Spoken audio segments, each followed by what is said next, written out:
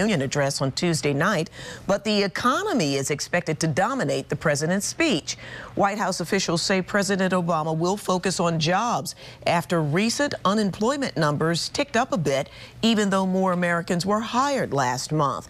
And joining us now are our financial experts, Gene Marks and Elliot Miller, with their takes on what the president must say, first to build more confidence, and then do to lead us to a better recovery. Thanks for coming in, guys. Hey, Joyce. Hi, Joyce. Okay, so Gene, you first. Companies are hiring, but not enough. What do you need for the president to say? Well, you know, we pretty much know what the president is going to say. He wants to have a lot of spending, particularly on really good things like, you know, education and infrastructure and energy. But, you know, Joyce, most of the business people that I talk to, the people that I interview, the people that are my clients, they really want to hear some long-term commitment to reducing our deficits and particularly our national debt.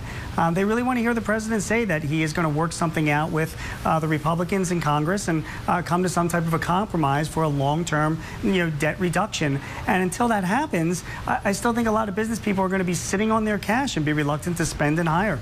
But Elliot, how does he convince regular folks, people who have been out of work and those who have seen no raise and have even taken pay cuts for years? How is he going to convince them that things are getting better? Well, things are getting better. They're just getting better too slowly. And I think he needs to point out energy independence. We're on our way. 10 years ago, no one could have imagined that. The manufacturing is doing really well. It's very likely that if you buy a foreign car today, it was built here.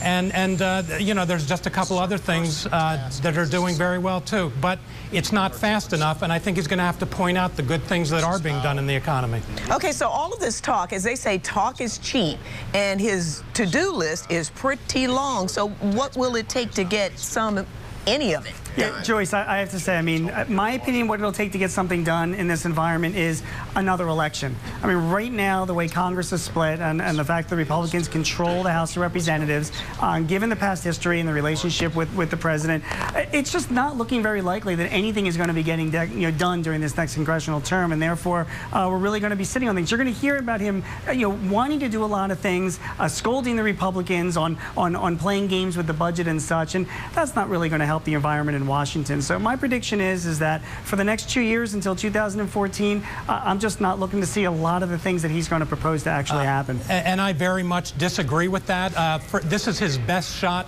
right now, this speech of getting something done, and this year before the elections. I think he is going to reach out and probably make some concessions on Medicare, which we badly need.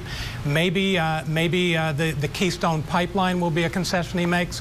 But I actually think that if there's some bipartisanship, something really could get done this time. It's the best chance we have. I have to say, even though he might make some of those concessions, I don't think they're going to be anything on a grand scale of the type of deficit reform or tax reform that's really needed. So I just think it's going to be too little. Well, Gene, you make a good point. How long can we continue on this path of one stalemate and another showdown after another? I mean, you know, it's pretty frustrating as a voter to sit here and watch these guys. We sent them there to do work. There's no work. Yeah, I couldn't agree with you more. And that's what's frustrating the business community, Joyce, because when we look at projected deficits over the next 10 years or so, they are absolutely enormous. I mean, 2 to 3 times what our gross domestic product is what they're projected to be over the next 20 years. And that's really what stops business people from investing and hiring people when they see that much uncertainty out there. It's just a big concern until something gets done about it. You can't keep lurching from crisis to crisis. This could be, if we get a recession anytime in the next year,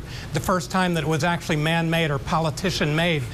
You just can't govern that way every 3 months with the uncertainty that it brings to business and to people. We just hope that something happens. One way or another, somebody does something somewhere. Gene Marks, Elliot Miller, thank you so much for coming in. I'm sure we'll be talking with you about this over and over again. Thanks thank you so much. Take care. All right, see you guys.